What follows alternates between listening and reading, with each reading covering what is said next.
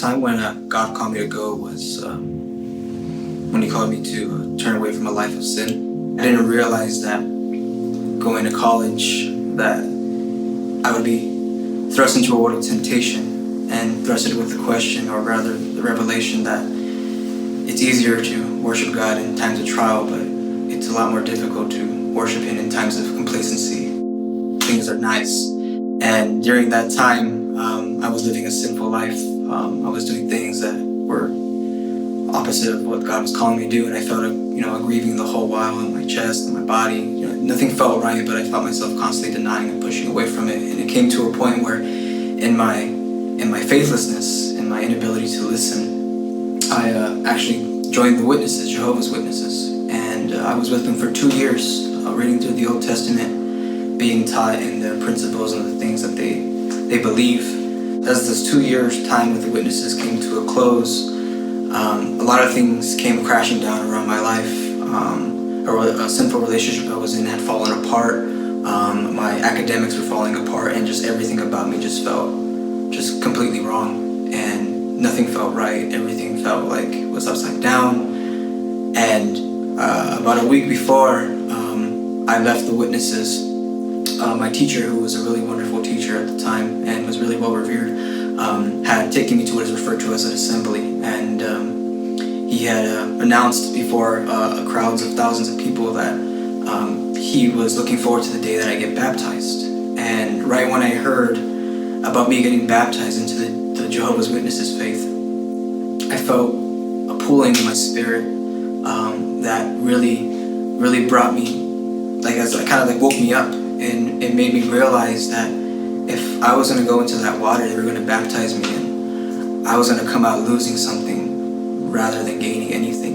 And so when I left the witnesses, when I heeded that call to leave, it wasn't easy. It was rather very difficult.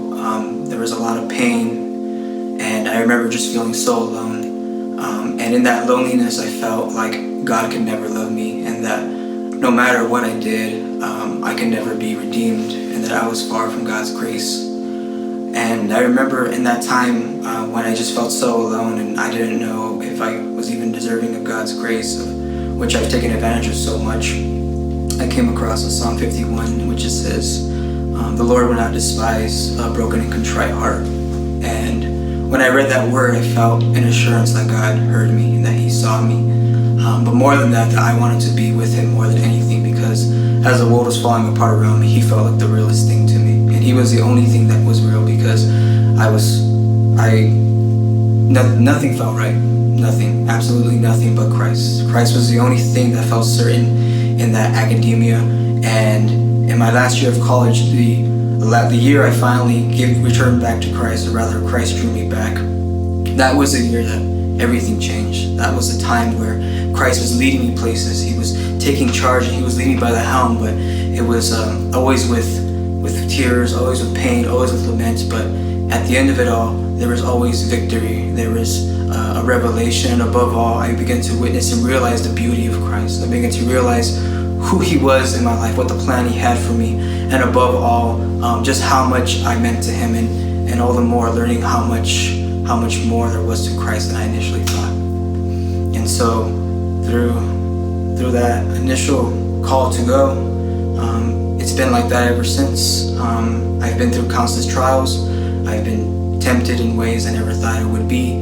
But time and time again, when God has called me to go, even though it's been painful, even though it's been difficult, even when it's been easy, I've heeded the call, because I realized that there is nowhere else I would rather be than with Christ, who saw me in my darkest moments and has never forsaken me.